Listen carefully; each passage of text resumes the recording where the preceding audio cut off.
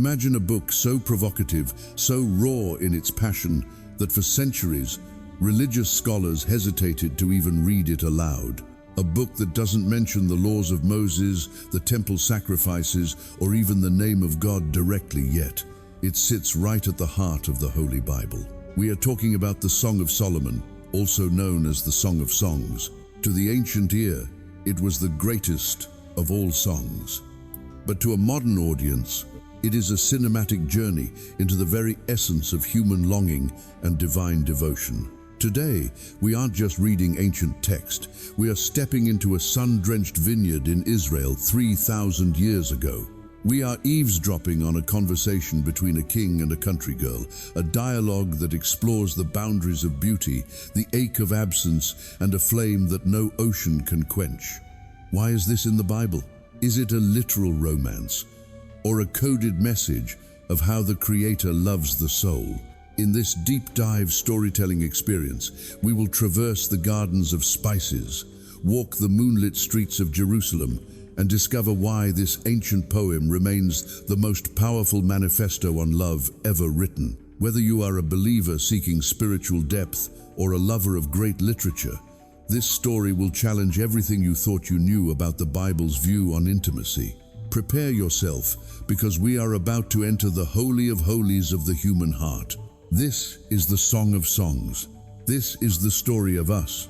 The story begins not in a palace of gold, but in the heat of the midday sun, among the sprawling green rows of a vineyard. We see a young woman, her skin bronzed and darkened by the relentless sun of Israel. She isn't the pale, sheltered princess the world might expect of a king's desire. She is a worker, a daughter of the soil, forced by her brothers to guard the vines, while her own vineyard, her own beauty and self-care has been neglected. "Let him kiss me with the kisses of his mouth," she whispers to the wind, a bold and startling opening for a sacred text. She isn't waiting to be chosen. She is actively longing, her heart already racing for a man whose love, she says, is better than the finest wine. To the American ear, this is a relatable modern sentiment, the raw honesty of wanting to be seen and known by the one you love. She calls out to him, wondering where he pastures his flock at noon. She doesn't want to be a wanderer, a woman veiled and lost among the flocks of his companions.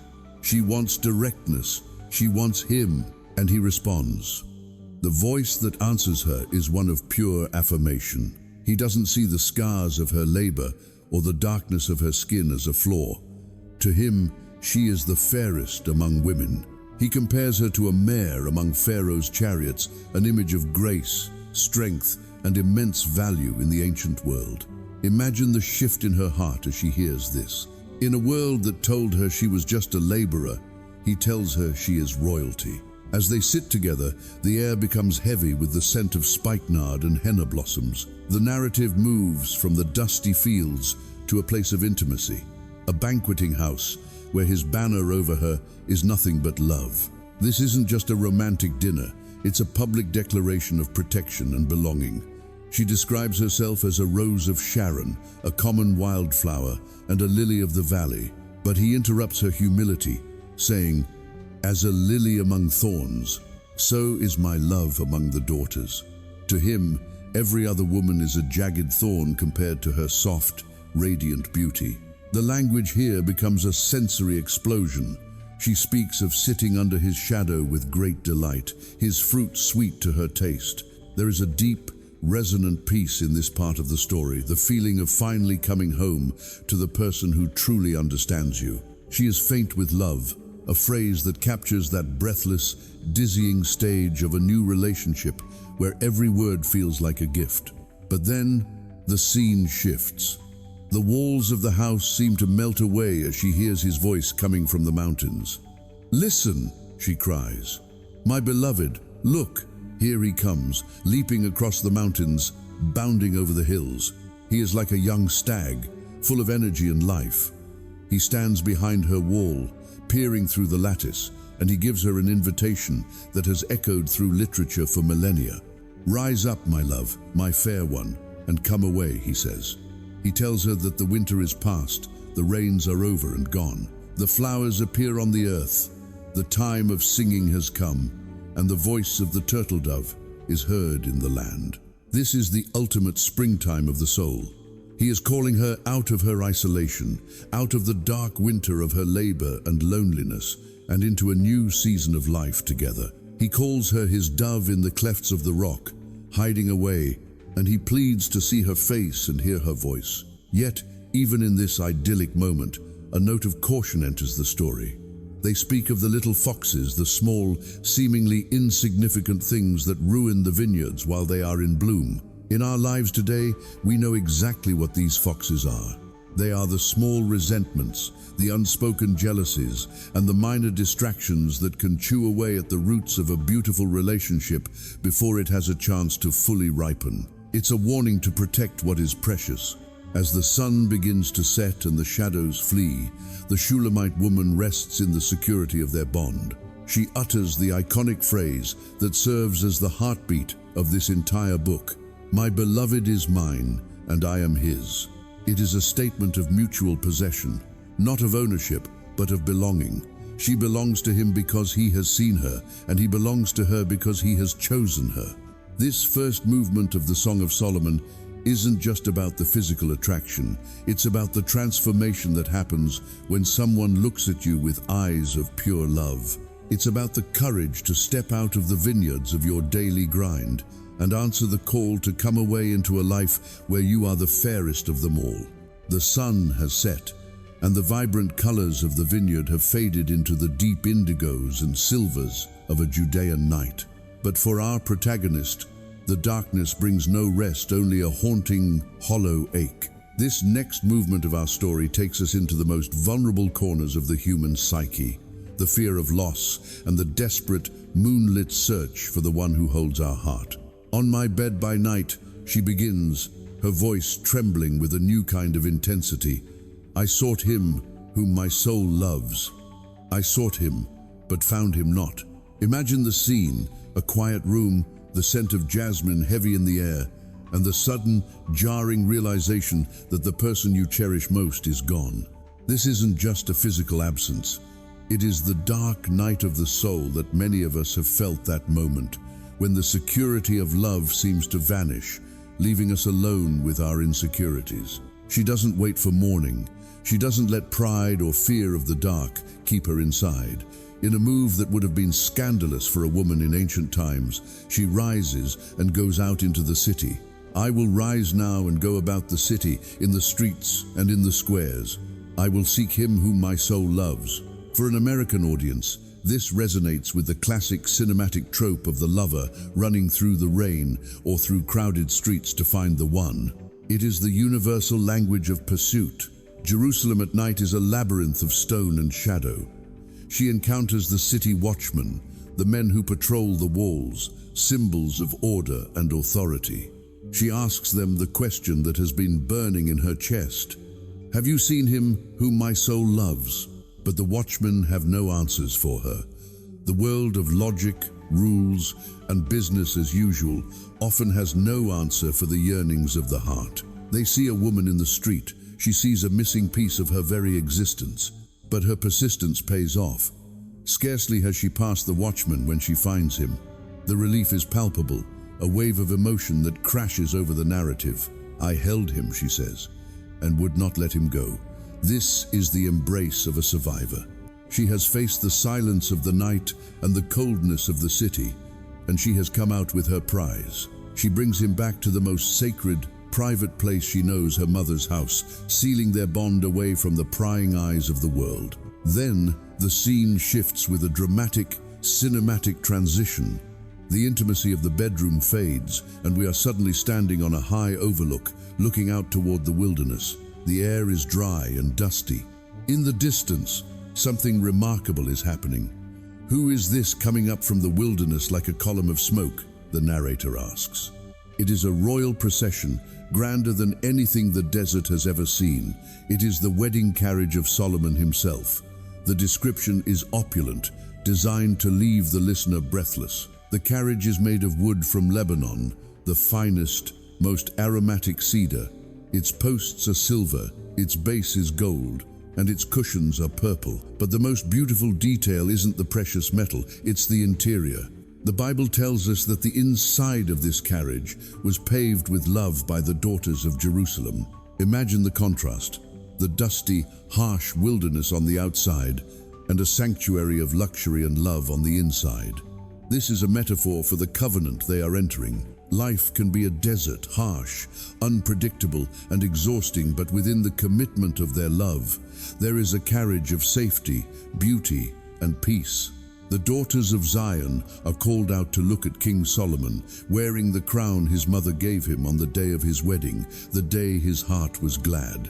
This is the public celebration of what began in the secret corners of the vineyard. It is the moment where private passion meets public vow. For the American listener, this represents the big day, the wedding that symbolizes the hope that two lives can truly become one, protected by the strength of a king and the beauty of a garden. As the smoke of myrrh and frankincense rises from the procession, we see that the search in the night was worth it. The anxiety of the dark streets has been replaced by the glory of the wedding day.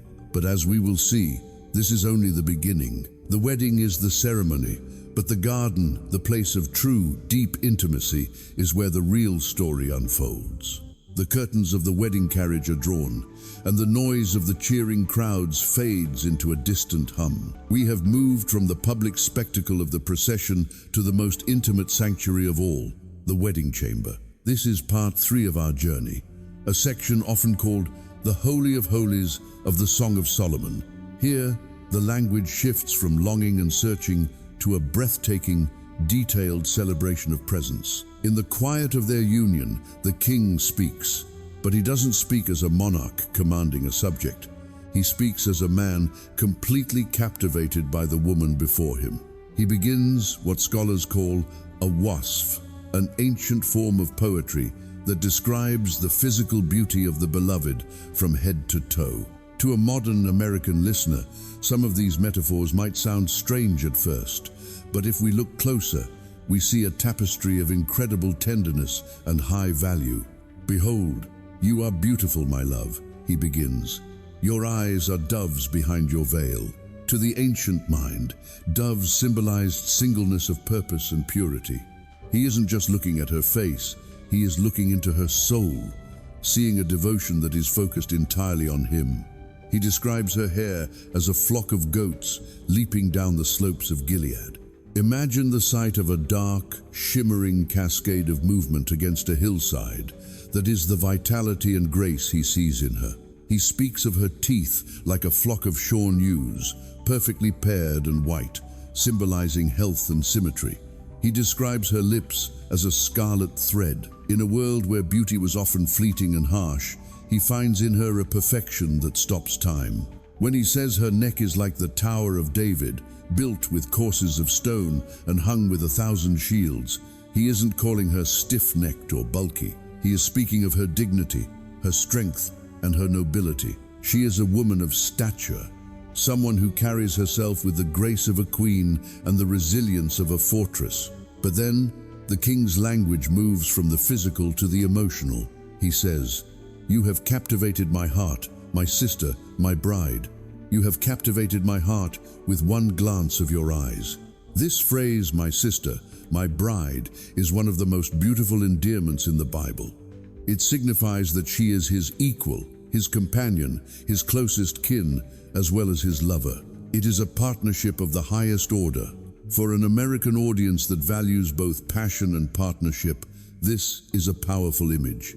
He is saying, "I don't just love you, I like you, I respect you. You are my best friend and my deepest desire, all wrapped into one." As the night deepens, the metaphors move from the city and the towers into the wild, fragrant world of a garden.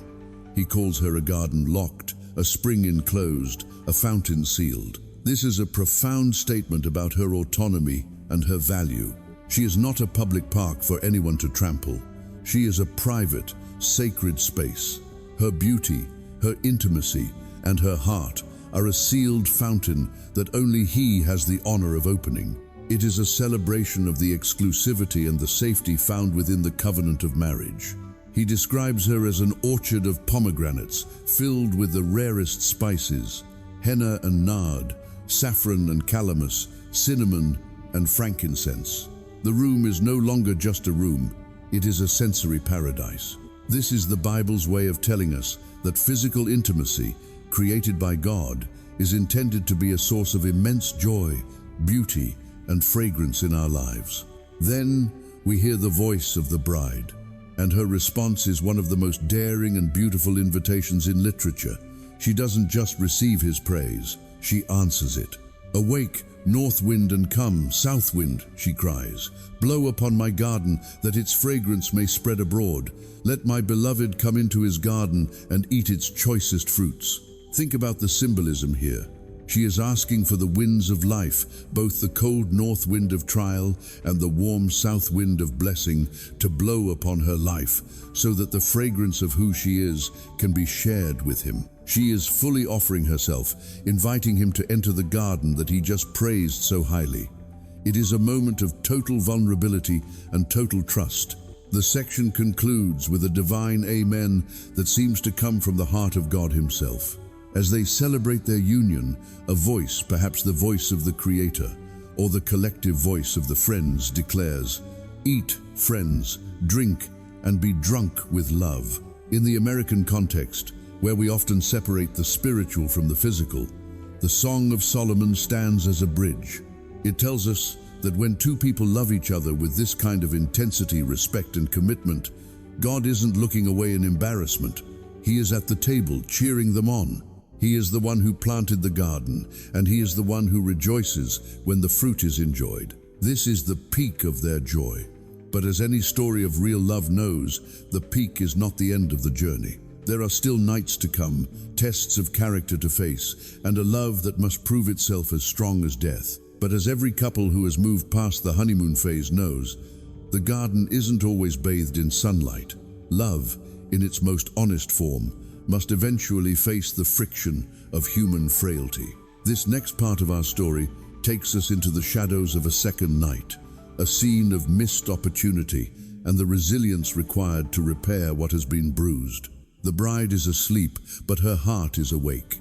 In that restless state between dreams and reality, she hears a familiar sound, a knock at the door. It is her beloved, his hair damp with the dew of the night, pleading for entry. "Open to me, my sister, my love," he says. But here we see a shift. The girl who once ran through the streets to find him now hesitates. She offers excuses that sound all too familiar to us today. "I have taken off my robe. How can I put it on again? I have washed my feet. How can I dirty them?" In this moment, the little foxes we spoke of earlier have manifested as apathy and comfort. She values her own convenience over his presence. It's a subtle moment, but a profound one. How often in our own lives do we let the rhythm of our routine or a moment of selfishness close the door on the people who matter most? By the time she realizes her mistake, by the time her heart thrills at the touch of his hand on the latch, and she rises to open for him, it is too late. He has gone. The handle of the lock is dripping with myrrh, a lingering, bitter, sweet fragrance of his presence, but the man himself is nowhere to be seen. What follows is a harrowing sequence. She goes back out into the night, but this time, the city is not as kind as it was before. The watchmen, the guardians of the walls, find her. This time, they don't just ignore her, they strike her and strip her of her veil. This is a dark, symbolic moment. When love loses its timing, when we are out of sync with the one we love, the world can feel incredibly harsh and exposing. Her vulnerability is no longer a garden, it's a wound. Yet, even in her pain, she doesn't give up. She turns to the daughters of Jerusalem, the community around her, and she doesn't ask for pity. She asks them to find him. When they skeptically ask, "What is your beloved more than another beloved? Why should we help you?" she does something remarkable. She begins to describe him. Instead of dwelling on her own hurt or the fact that he left, she dwells on who he is. She describes his radiant skin, his eyes like doves by the water, his presence like the majestic cedars of Lebanon. She reminds herself, and the world, of the value of the man she loves. This is a masterclass in reconciliation. In the middle of a conflict, the way back to love is often through the door of gratitude, remembering why that person is altogether lovely in the first place. Her passion is contagious. The daughters of Jerusalem are moved by her description and offer to help her search, but she realizes she already knows where he is. My beloved has gone down to his garden, to graze in the gardens and to gather lilies. He hasn't abandoned her. He has returned to the place of their commitment. The reunion that follows is not one of apology and lecture, but of renewed admiration. The king looks at her and sees her beauty all over again. He compares her to Tirzah and Jerusalem, the most beautiful cities of the land. He sees her as awesome as an army with banners. There is a deep strength in a woman who has searched for her love and found it again. She is no longer just the girl in the vineyard. She is a warrior of the heart. The narrative shifts into a rhythmic, joyful dance, the dance of Mahanaim. The community watches in awe as the Shulamite moves with grace. The poetry describes her once more, but this time from the feet up, as if she is dancing before them. They see the jewelry of her thighs, the curves of her body, and the majesty of her head like Mount Carmel. This section ends with a beautiful restoration of their intimacy. They are no longer just two people in a room. They are two people walking through the fields together at dawn. She says to him, "Come, my beloved, let us go out into the fields and lodge in the villages. Let us go out early to the vineyards and see if the vines have budded." She is inviting him back into her world, but it's a world that has been tested and proven. Their love has survived the night of excuses and the harshness of the watchman. They have learned that love is not just a feeling you fall into. It's a garden you tend, even when you're tired, and a person you choose to describe with beauty, even when they are out of sight. We have reached the final gates of the garden, the place where the temporary excitement of a new romance transforms into the permanent architecture of a life shared. This is the conclusion of the Song of Songs, and it contains perhaps the most powerful lines of poetry ever penned in any language. The scene opens with a striking image, a silhouette appearing on the horizon of the desert. The community watches as two figures approach, walking as one. Who is this coming up from the wilderness, leaning on her beloved? Notice the word leaning. In the beginning she was searching, in the middle she was dancing, but now, at the end, she is resting.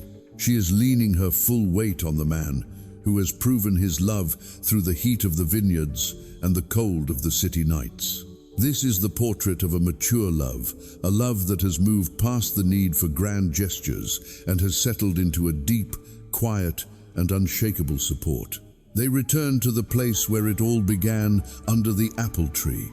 In the ancient world, the apple tree was a symbol of awakening and life. They are returning to their roots, reminding each other that their love isn't just a fleeting feeling. It is an inheritance, a legacy that reaches back to the very foundations of their lives. Then, the bride speaks the words that serve as the climax of the entire Bible's teaching on human relationship. "Set me as a seal upon your heart, as a seal upon your arm."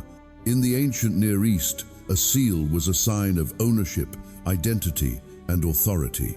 It was something you wore close to your skin, pressed into wax to leave your mark on the world. She is asking for a commitment that is both internal, the heart, and external, the arm. She wants to be the heartbeat that drives his emotions and the strength that drives his actions. And then comes the reason why. She explains the nature of the love they have discovered. For love is as strong as death, jealousy as fierce as the grave. Its flashes are flashes of fire, the very flame of the Lord. This is a terrifyingly beautiful description. We often think of love as something soft and fragile, like a flower. But the Song of Solomon says, love is like death. Why? Because death is the only thing in this world that is absolute. Death never gives up. It never lets go. She is saying that their love is just as relentless, just as final, and just as powerful as the forces of nature themselves. It is a fire, not a flickering candle, but a flame of the Lord. This is the only time God is hinted at in the entire book. It suggests that the passion between a man and a woman is a small reflection of the infinite, consuming fire of God's own heart. She continues with a promise that has comforted countless souls.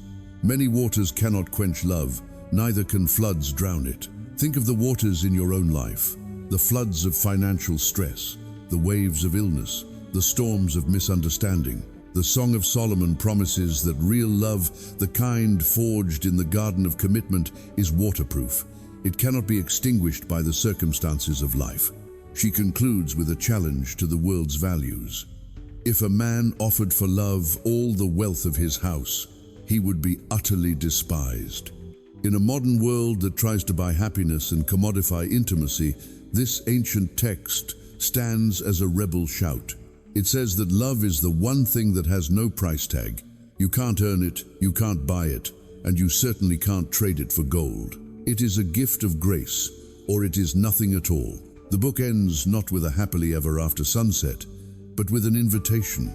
The king asks to hear her voice, and she responds with a call for him to make haste and be like a young stag on the mountains of spices. The story remains open-ended because love itself is an ongoing journey. The song never truly ends. It just invites us to keep singing.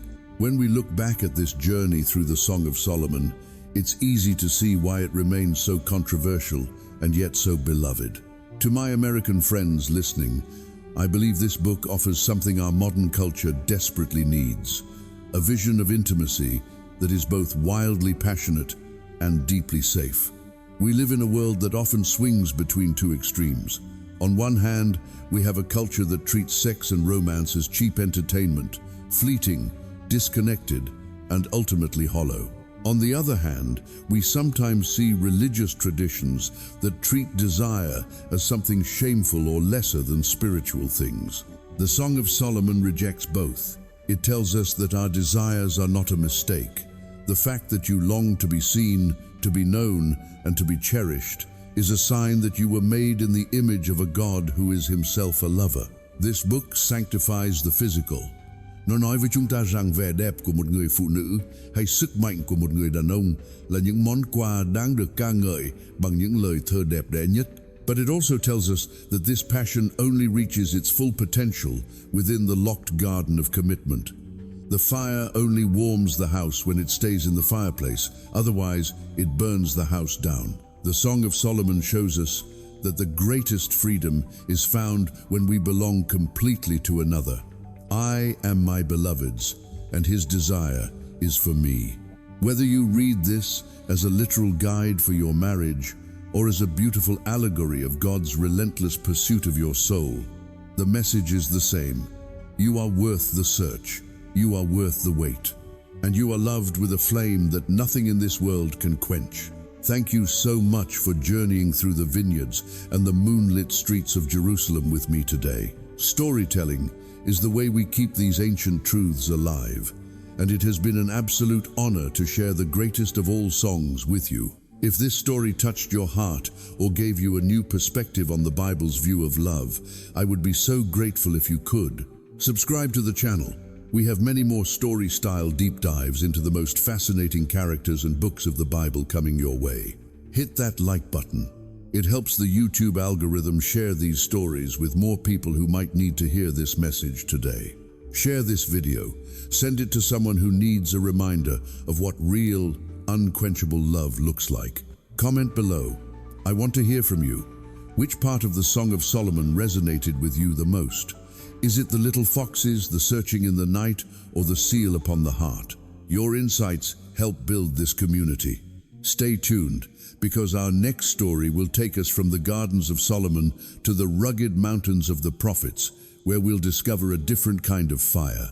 Until next time, remember, you are the beloved, and your story is still being written. God bless, and I'll see you in the next story.